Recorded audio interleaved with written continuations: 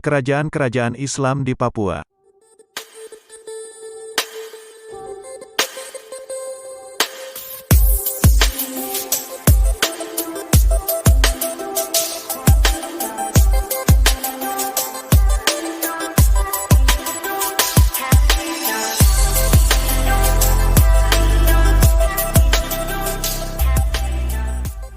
Sumber-sumber sejarah menunjukkan bahwa penyebaran Islam di Papua sudah berlangsung sejak lama.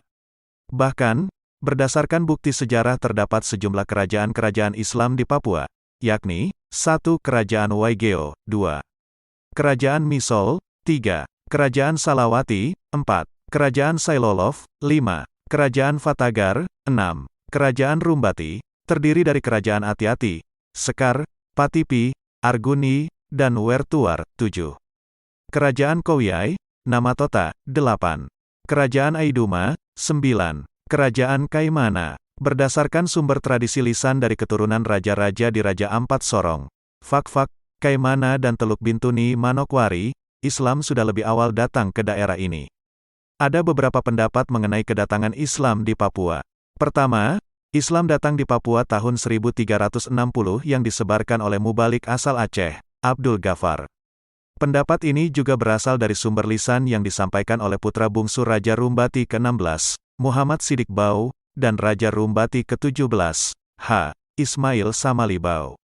Abdul Ghaffar berdakwah selama 14 tahun 1360 sampai tahun 1374, di Rumbati dan sekitarnya. Ia kemudian wafat dan dimakamkan di belakang Masjid Kampung Rumbati tahun 1374. Kedua, pendapat yang menjelaskan bahwa agama Islam pertama kali mulai diperkenalkan di tanah Papua, tepatnya di Jazirah Onin, Patimunin Fakfak, oleh seorang sufi bernama Syarif Muaz Al-Katan dengan gelar Syekh Jubah Biru dari negeri Arab. Pengislaman ini diperkirakan terjadi pada pertengahan abad ke-16, dengan bukti adanya Masjid Tunas Gain yang berumur sekitar 400 tahun atau dibangun sekitar tahun 1587. Ketiga, pendapat yang mengatakan bahwa Islamisasi di Papua, khususnya di Fakfak dikembangkan oleh pedagang-pedagang Bugis melalui Banda dan Seram Timur oleh seorang pedagang dari Arab bernama Haweten Atamimi yang telah lama menetap di Ambon. Proses pengislamannya dilakukan dengan cara hitanan. Di bawah ancaman penduduk setempat jika orang yang disunat mati, kedua mubalik akan dibunuh. Namun akhirnya mereka berhasil dalam hitanan tersebut, kemudian penduduk setempat berduyun-duyun masuk agama Islam.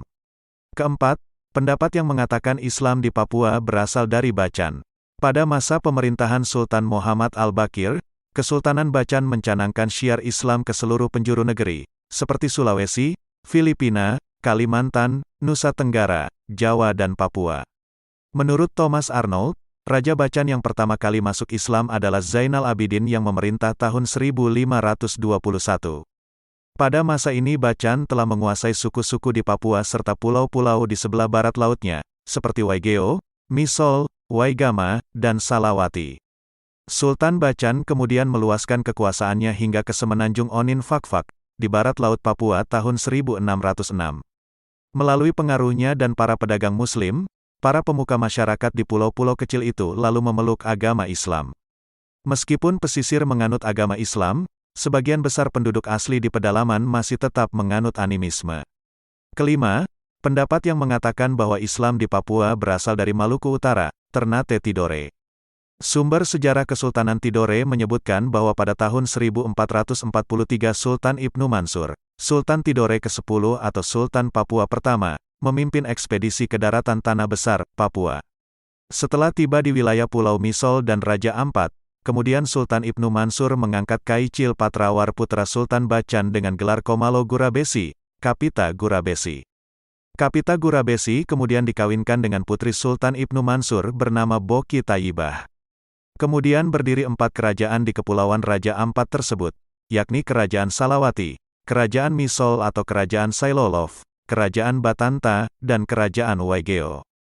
Berdasarkan penjelasan di atas dapat disimpulkan bahwa proses Islamisasi tanah Papua, terutama di daerah pesisir barat pada pertengahan abad ke-15, dipengaruhi oleh kerajaan-kerajaan Islam di Maluku, Bacan, Ternate dan Tidore.